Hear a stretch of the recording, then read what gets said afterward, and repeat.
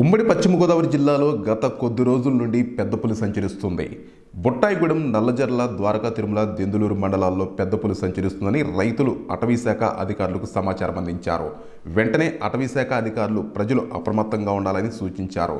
అలాగే పెద్ద పులి కదలికలు తెలుసుకునేందుకు ట్రాప్ కెమెరాలు ఏర్పాటు చేశారు. ఆంధ్రప్రదేశ్ కాంగ్రెస్ నేతలు రేపు ఉదయం ఏఐసీసీ కేంద్ర కార్యాలయంలో భేటీ కానున్నారు. పార్టీ రాష్ట్ర అధ్యక్షురాలు షర్మిల నిర్ణయం ప్రకారం కాంగ్రెస్ నేతలు ఢిల్లీ బాట పడుతూ ఉన్నారు. విభజిత ఆంధ్రప్రదేశ్కు ఇచ్చిన హామీలు అమలు, రాష్ట్రంలో తాజా పరిస్థితుల క్రమంలో కేంద్రం జోక్యం చేసుకోవాలని అంశాలపై జాతీయ స్థాయి నేతలకు వివరించాలని ఏపీ కాంగ్రెస్ నిర్ణయించింది. రాష్ట్రానికి ప్రత్యేక హోదా ఇవ్వాలని డిమాండ్తో 2వ తేదీ మధ్యాహ్నం ఢిల్లీ జంతర్ మంతర్లో కాంగ్రెస్ పార్టీ దీక్ష చేపట్టనుంది.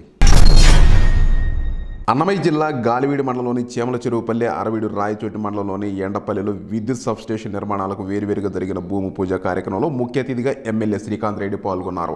ఈ సందర్భంగా వారు మాట్లాడుతూ రైతులకు 9 గంటల పాటు నాణ్యమైన విద్యుత్తును అందించడమే ధ్యేయమని, 7,000 వ్యవసాయ విద్యుత్ సర్వీసులు అందించడం ఒక చరిత్రని, తుమ్మకుంట వద్ద 100 మెగావాట్ల సోలార్ ప్లాంట్ నిర్మాణానికి ముఖ్యమంత్రి వైఎస్ జగన్మోహన్ రెడ్డి వర్చువల్ విధానం ద్వారా శంకుస్థాపన చేయడంతో పనులు వేగవంతంగా జరుగుతున్నాయని వారు తెలియజేశారు. ఈ కార్యక్రమంలో Rayachoti YS MPP Jaipal Reddy, senior నాయకులు డాక్టర్ సత్యనారాయణ రెడ్డి, కౌన్సిలర్లు కసిరెడ్డి, వెంకట నరసింహారెడ్డి, సర్పంచులు, ఎంపీటీసీలు తదితరులు పాల్గొన్నారు. నాగర్ కర్నూలు జిల్లా అమరాబాద్ మండలం దోమలపేంట రేంజ్లో అగ్ని ప్రమాదం చోటు చేసుకుంది. కొల్లంపేట, కొమ్మనపేట, పల్లబయలు, నక్కర్లపేంటకు ఈ మంటలు వ్యాపించడంతో 50 హెక్టార్ల విస్తీర్ణంలో అటవీ దగ్ధమైనట్లు అధికారులు అంచనా వేస్తూ ఉన్నారు. అగ్ని ప్రమాద ఘటనపై ఫారెస్ట్ మినిస్టర్ కొండా సురేఖ స్పందించారు. అడవుల్లో కార్చిచ్చు వ్యాపించకుండా ముందస్తు చర్యలు చేపట్టాలని సిబ్బందికి తెలియజేశారు. తెలంగాణ రాష్ట్రం ప్రముఖ దర్శకుడు రామ్ గోపాల్ వర్మ తెరకెక్కించిన వ్యూహం సినిమా విడుదలపై తెలంగాణ హైకోర్టు డివిజన్ బెంచ్లో చిత్ర యూనిట్ పిటిషన్ వేశారు. సింగిల్ బెంచ్ ఇచ్చిన తీర్పును కొట్టేసి సినిమా విడుదలకు ఆదేశాలు ఇవ్వాలని చిత్ర యూనిట్ తరపున న్యాయవాది కోరారు. తెలంగాణ రాష్ట్రం మేడారం సమ్మక్క సారలమ్మ జాతర ముందే భక్తులు భారీ సంఖ్యలో తరలి వస్తూ ఉన్నారు. ప్రధాన రహదారులన్నీ వాహనాలతో కిక్కిరిసిపోతూ ఉన్నాయి. అమ్మవారికి దర్శనార్థం వచ్చే భక్తులు వారి వాహనాలు, టోల్, పర్యావరణ ఛార్జీలు, పార్కింగ్ రుసుముల వసూళ్లతో బెంబేలెత్తుతున్నారని, తమ జేబులు ఖాళీ అవుతున్నాయని భక్తులు వాపోతూ ఉన్నారు. ఎప్పటికైనా అధికారులు స్పందించి వీటిపై తగు చర్యలు తీసుకోవాలని భక్తులు కోరుతూ ఉన్నారు. తెలంగాణ రాష్ట్రం హైదరాబాద్ నంది అవార్డుల విషయంలో సీఎం రేవంత్ రెడ్డి కీలక నిర్ణయం తీసుకున్నారు. నంది అవార్డులను ఇక మీద గద్దర్ అవార్డులుగా అందించాలని ప్రకటించారు. వచ్చే ఏడాది గద్దర్ జయంతి రోజున కవులు, కళాకారులకు, సినీ ప్రముఖులకు గద్దర్ అవార్డులు అందజేస్తామని తెలియజేశారు. అలాగే ప్రజా గాయకుడు గద్దర్ జయంతి వేడుకలు తెలంగాణ రాష్ట్ర ప్రభుత్వ ఆధ్వర్యంలో హైదరాబాద్ రవీంద్ర భారతిలో ఘనంగా నిర్వహించారు. ఇదే కాదు, మొన్న సినీ ప్రముఖులందరూ కూడా నన్ను కలవడానికి వచ్చి చాలా విషయాలు ప్రస్తావిస్తూ గత ప్రభుత్వంలో నంది అవార్డులు ఉండేటివి మీరు పునరుద్ధరిస్తే బాగుంటుంది అని చెప్పి సినీ ప్రముఖులందరూ నన్ను అడుగుతా ఒక మాట చెప్పిన, నంది అవార్డులు కాదయా, ఖచ్చితంగా మా ప్రభుత్వం అవార్డులు ఇస్తుంది, ఆ అవార్డుల పేరు గద్దర్ అవార్డులు ఉంటాయని చెప్పిన. తెలంగాణ రాష్ట్రంలో కవులకు, కళాకారులకు, సినీ ప్రముఖులకు రాష్ట్ర ప్రభుత్వం తరఫున అధికారికంగా ఇచ్చే అవార్డులకు గద్దర్ అవార్డ్స్ అనే పేరు పెట్టి గద్దరన్నను గౌరవించుకుందామని చెప్పి ఈ వేదిక మీద నుంచి చెప్తున్నా. తెలంగాణ రాష్ట్రం హైదరాబాద్ వాహనాలపై ఉన్న పెండింగ్ చలానాలను రాయితీతో చెల్లించేందుకు ఫిబ్రవరి 15వ తేదీ వరకు గడువు ఇస్తున్నట్లు రాష్ట్ర ప్రభుత్వం స్పష్టం చేసింది. ఈ మేరకు రవాణా శాఖ కార్యదర్శి ఉత్తర్వులు జారీ చేశారు. జనవరి 31తో గడువు ముగియడంతో ప్రభుత్వం ఈ నిర్ణయం తీసుకుంది. ద్విచక్ర వాహనాలు, ఆటో చలానాలపై 80%, ఆర్టీసీ బస్సులకు 90%, ఇతర వాహనాలకు 60% రాయితీ ఇస్తున్నట్టు ప్రకటించింది. తెలంగాణ రాష్ట్రం మేడిపల్లి పోలీస్ స్టేషన్ వద్ద హైదరాబాద్ కమిషనరేట్ కానిస్టేబుల్ నాగమణి తన భర్త వరుణ్ ల్యాండ్ గొడవ విషయంలో తప్పుడు ఎమ్మెల్సీ సర్టిఫికెట్ సృష్టించి రిమాండ్కు తరలించే ప్రయత్నం చేస్తున్నారని ఆందోళన చేపట్టారు.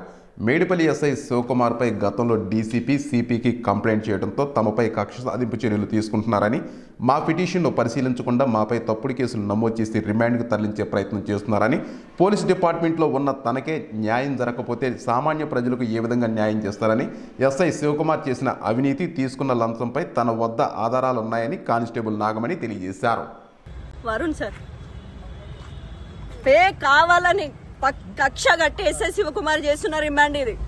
ఇది కానీ అన్యాయం జరిగిందంటే నాకు అన్యాయం జరిగితే ఏ కామన్ పీపుల్ కు న్యాయం జరగదు. ఇది ఎస్ఎస్ఓ ఇప్పుడు మారినారు సార్. మొన్న సైదులు సార్ అని ఆయన వచ్చినారు, ఇప్పుడు ఇంకొక సార్ వచ్చినారు. ఆయనకు కూడా ఈ కేసు నేను గత 8 నెలల జూలై నుంచి నేను ఈ పిఎస్ చుట్టూ తిరగడం జరిగింది. నా ఇల్లు కబ్జా జరిగింది సార్, ఫోర్జరీ జరిగిందని తిరుగుతూనే ఉన్నాను. వాళ్లకు అక్యూజ్లకు శివకుమార్ డబ్బులు తిని వాళ్ళకు ఫేవర్ చేస్తున్నారు. వాళ్ళకి యాంటిసిపేటరీ బెయిల్ ఇప్పించిన, స్టే ఆర్డర్ తీసిన, అది అట్లాగే పక్కన పెట్టిన. ఆ ఫైల్ ఇప్పటి వరకు ఏం జరిగింది ఇటువంటి ఇన్ఫర్మేషన్ మాకు చెప్పాడు. ఆ రోజు జరిగిన గొడవ గురించి కూడా నేను కంప్లైంట్ ఇస్తే నాది జస్ట్ పిటిషన్ మాత్రమే చేసినారు, వాళ్ళది మాత్రం ఎఫ్ఐఆర్ చేసినారు. ఎందుకు ఎక్కడ ఏం జరిగింది నేను క్లియర్ గా చెప్పిన సీసీ ఫుటేజ్ ఉందని తీసుకోవడం ఆయన పరిశీలించడం జరిగింది. ఇప్పుడు ఆ సీసీ ఫుటేజ్ ఎక్కడ ఉంది? నేను అది అడిగిన తర్వాత కూడా వీడియోలో ఇష్టం వచ్చినట్టు చేసుకోపని మాట్లాడడం జరిగింది ఎస్ఎస్ శివకుమార్ గారు. ఆ రోజు 3rd తారీఖు మా అమ్మగారు వచ్చి పిఎస్కి వచ్చినారు అన్నారు కదా, తీయండి ఆ వీడియో తీయండి. నా దగ్గర కూడా CC4 కెమెరా సీసీ ఫుటేజ్ ఉంది, నేను కూడా తీస్తాను. ఇప్పుడు అన్యాయంగా నేను నా హస్బెండ్ కట్టెలు తీసుకొని కొట్టినామని చెప్పేసి ఫేక్ MLC సర్టిఫికేట్ పెట్టి మమ్మల్ని రిమాండ్ చేయాలని చూస్తున్నారు.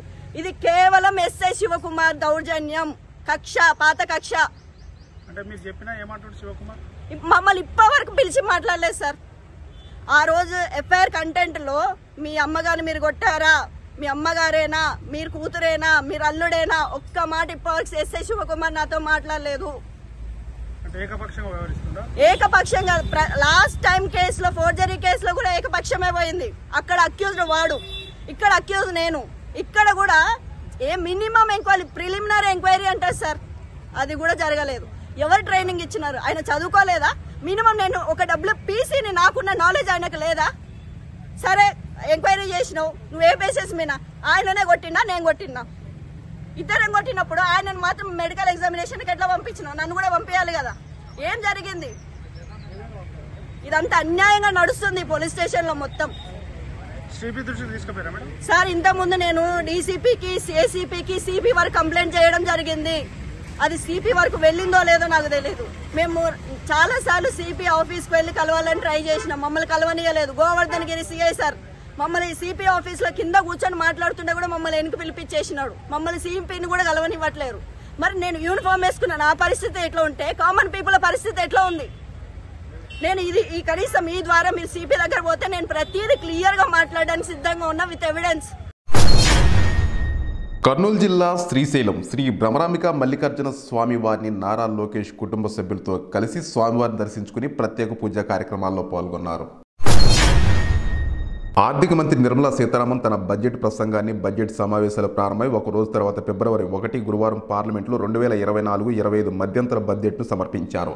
ఈ సందర్భంగా వారు మాట్లాడుతూ 10 ఏళ్లలో ఆర్థిక వ్యవస్థ ఉచ్చుస్థితికి చేరుకుందని, 10 ఏళ్లలో మోదీ నాయకత్వంలో అమలు చేసిన సంస్కరణలు ఆర్థిక వ్యవస్థ బలోపేతానికి దోహదం చేశాయని, సమ్మిళిత సంతులిత ఆర్థిక విధానాలతో చిట్టచివరి వ్యక్తికి ప్రగతి ఫలాలు అందాయని, ఇంటింటికి విద్యుత్, ఉపాధి, త్రాగునీరు, సమ్మిళిత అభివృద్ధికి నినాదాలని, మద్దతు ధరలు, పెట్టుబడి రాయితీలతో రైతులకు ప్రయోజనాలు కల్పించామని, 2047 నాటికి అభివృద్ధి చెందిన భారత్గా అవతరించేందుకు కృషి చేస్తున్నామని, అన్నదాతలకు కనీస మద్దతు ధరలను దశల వారీగా పెంచామని, పేదలకు జన్ధన్ ఖాతాల ద్వారా 34 లక్షల కోట్లు అందించామని, 2.20 లక్షల కోట్లు రుణాలు అందించామని వారు తెలియజేశారు.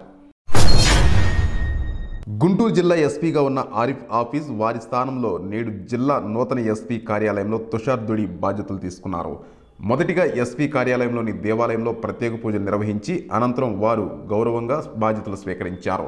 ఈ సందర్భంగా వారు మీడియాతో మాట్లాడుతూ జిల్లాలోని మహిళా భద్రత మరియు జిల్లాలోని శాంతి భద్రతల పరిరక్షణకు కృషి చేస్తానని, లా అండ్ ఆర్డర్ విషయంలో ప్రత్యేకంగా శ్రద్ధ చూపిస్తూ ముందుకు సాగుతానని నూతన ఎస్పీ తుషార్ దుడి తెలియజేశారు. అనంతరం గతంలో ఎస్పీగా పనిచేసిన ఆరిఫ్ ఆఫీస్కు పోలీసు అధికారులు ఘనంగా వీడ్కోలు పలికారు. అందరికీ నమస్కారం. ఈరోజు నేను గుంటూరు ఎస్పీగా జాయిన్ చేస్తున్నాను. మొదటి ఆనరేబుల్ సీఎం సార్కి, ఆనరేబుల్ డీజీపీ సార్కి నాకు ఈ నా ఫస్ట్ డిస్ట్రిక్ట్ గా గుంటూరు పోస్టింగ్ ఇవ్వడానికి నా సిన్సియర్ గ్రాటిట్యూడ్. ఇక్కడ కొత్తగా వచ్చిన ఎస్పీగా నా బాధ్యత ensuring women safety, road accident పరంగా, ట్రాఫిక్ పరంగా ఒక అర్బన్ ఏరియాలో మంచి వాతావరణం ఇవ్వాలి. ఇప్పుడు ఎన్నికలు కూడా దగ్గర ఉన్నాయి. To ensure free and fair elections. ఆ మోటివ్ తో ఈ రోజు నుండి స్టార్ట్ చేస్తున్నా. గుంటూరు మీడియాకి కూడా నాకు నా తరఫు నుండి అది మీ కోఆపరేషన్ తోనే ఒక చాలా సక్సెస్ గా క్రియేట్ చేస్తాను.